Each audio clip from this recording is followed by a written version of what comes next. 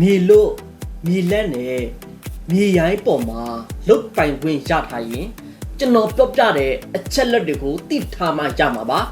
မသိခဲ့ရင်အသိမ်းခံရပါလိမ့်မယ်နံပါတ်1လုပ်ငန်းမှန်ရပါမယ်ခွင့်ပြုထားတဲ့စီးပွားရေးလုပ်ငန်းတစ်ခုကိုပဲလုပ်ရပါမယ်နံပါတ်2 4နှစ်အတွင်းမှာ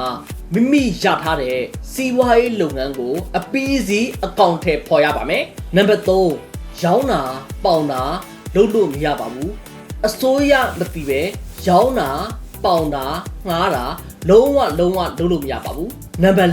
4အစိုးရသတ်မှတ်ထားတဲ့မြေခွန်တွေကိုပုံမှန်ပေးဆောင်ကြပါမယ်နံပါတ်5မြေအောက်တယံဇာတတွေ့ရင်မိမိသဘောနဲ့ထုတ်ယူခွင့်မရှိပါဘူးအစိုးရကိုပြန်လဲအပ်ရပါပဲအိမ်ချမ်းမြေရင်းနှီးပြုတ်နှံမှုမှာ